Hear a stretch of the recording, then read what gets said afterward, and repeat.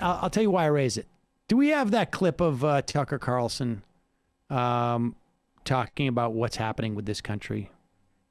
Yeah. All right. Let's play this clip because this is this is the fraud that Tucker Carlson is, right? Or the lie that he is selling, which is he's just a nationalist. He's not a white nationalist, but Tucker's not unaware of what the campaign against Barack Obama was. Put aside, Barack Obama's politics for a moment. He's not unaware of what Marjorie Taylor Greene is saying about AOC. Play this and understand that when he pretends that he is just for Americans for America, he understands the subtext of all of this. The question is, and this is the question that we should be meditating on day in and day out, is how do we get out of this vortex, this cycle, before it's too late? How do we save this country before we become Rwanda? What should we be teaching our children Pause it for a second. He is talking about the anti-white mania that exists in this country, all right? There's, in fact, a big sign there that says anti-white mania. Yeah, I got a clue from the Chiron. Rwanda, the graphic. If people don't recall, there was a genocide in Rwanda where the Houthis and the tootsies. Yeah, they right? I got that right? They killed up to 1 million tootsies. Now, what do you think he's talking about here? He's claiming that this is going to get out of hand, and there could be what essentially means a white genocide. This is what he's telling his white viewers, and I'm not saying that offhandedly. His viewers are all white. Hey, we're in danger of a white genocide. Oh, and he says this, they've interviewed former white nationalists who've come and seen the light. And one of them I remember distinctly said, we used to watch Tucker Carlson live for enjoyment. And then we'd watch it again, him and his white nationalist friends and family, to take notes. So this is a part of the project. Right. And he's basically just saying to all his white viewers, hey, man, we got to do something here, or you and your family could be killed because you're white. There's a coming race war, possibly. This is what I want to say it's like deep below the surface, but it's not that deep. Oh, and I mean, it's skimming the top of the surface. I mean, we didn't even mention that, just quickly, the Rwanda thing. We're going to become Rwanda. It works on two levels for his racist audience. You can talk about the civil war that happened and genocide. And then you can also say, well, Rwanda, that's a black country. Right. Let's continue here. Watch where he goes with this. Is how do we get out of this vortex, this cycle, before it's too late? How do we save this country before we become Rwanda? What should we be teaching our children so they can live in the country that you want to live in?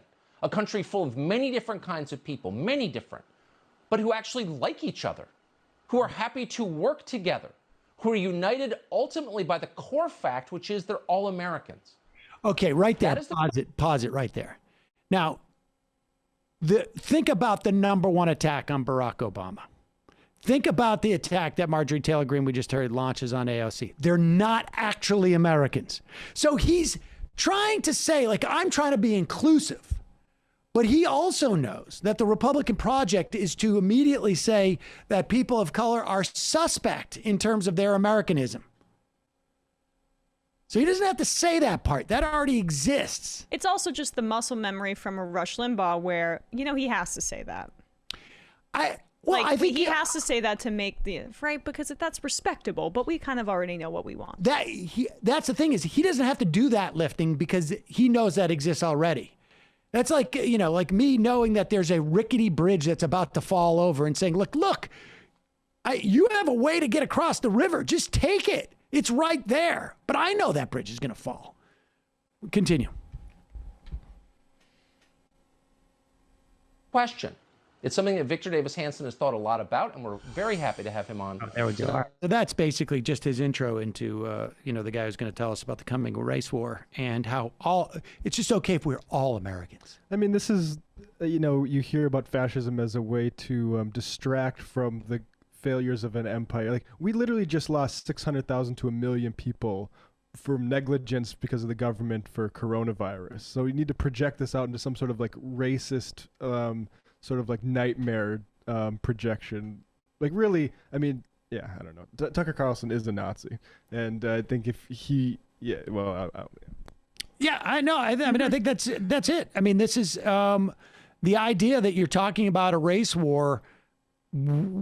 We've had more people die from COVID, and I don't know how you parse out the COVID denial that exacerbated it, but the last, big war that we had in this country, what was 500,000 died. Now, granted, fewer people at the time, but that we can skip over.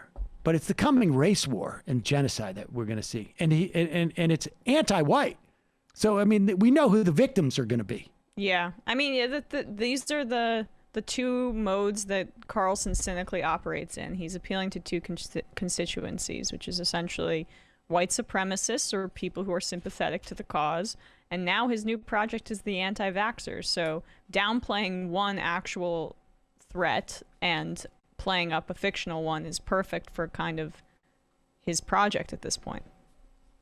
Yeah, and it's interesting how quick people were on the contrarian part of the web, Twitter, to police MSNBC hosts for occasionally making let's say, exaggerated or hysterical claims about Trump and fascism, for instance. But Tucker, this is we're headed to Rwanda. Yeah. It's one thing to say that Donald Trump is acting in the interests of Russia, but that's completely bizarro and like Iraq war level of lies.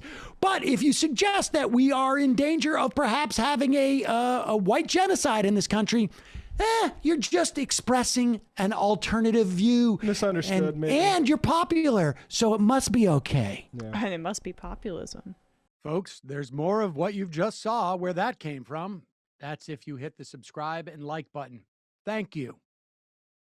Really, thank you.